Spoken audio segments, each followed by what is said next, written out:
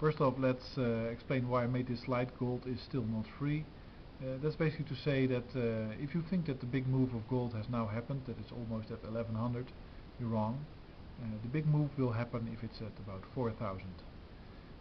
So there's going to be a lot more increase in the gold price to come.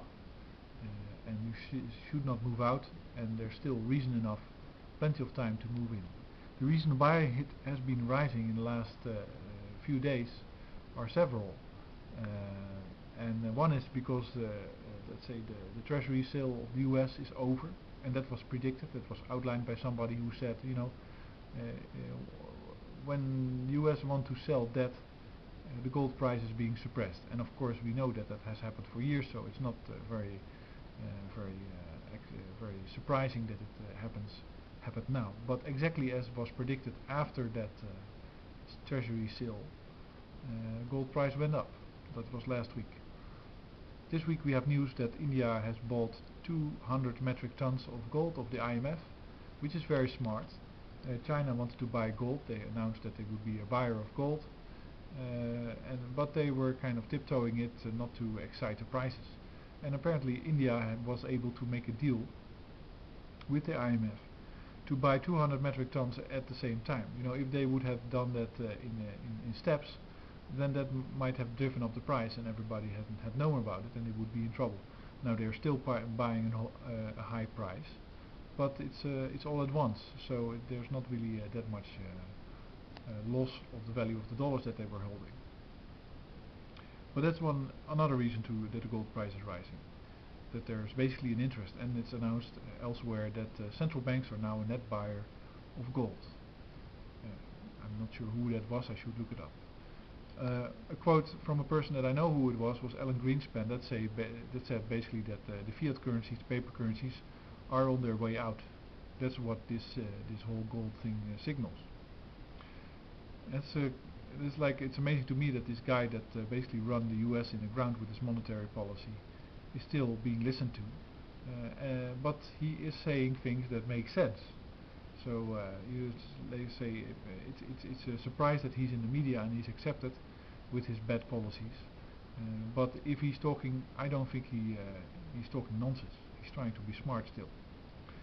Anyway, but it almost seems like there's another thing going on that I think is interesting, that I think is beginning, and that is the war on the corporations. Because of course governments are in part captured and bought and corrupt, but also in part, and in a large part, basically let's say patriotic people that want to have a sovereign state with a justice system that works and freedom for all, and etc. And that goes for all nations. But all nations have been observing that corporations are basically able to move freely over the world and move wherever the laws are most appealing.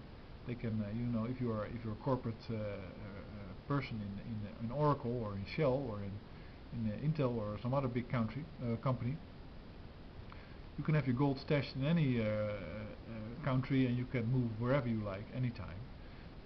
And that's basically the game. That's the game that these corporations play. They know that they can move around from country to country, and they go to a tropical island and they say, okay, we're going to move here because we like the island, but don't charge any taxes, because otherwise we move somewhere else. And then the island has a choice: do we want to have the expensive hotels or not? See, but that's detrimental to the sovereignties of state, and it's basically also undermining them.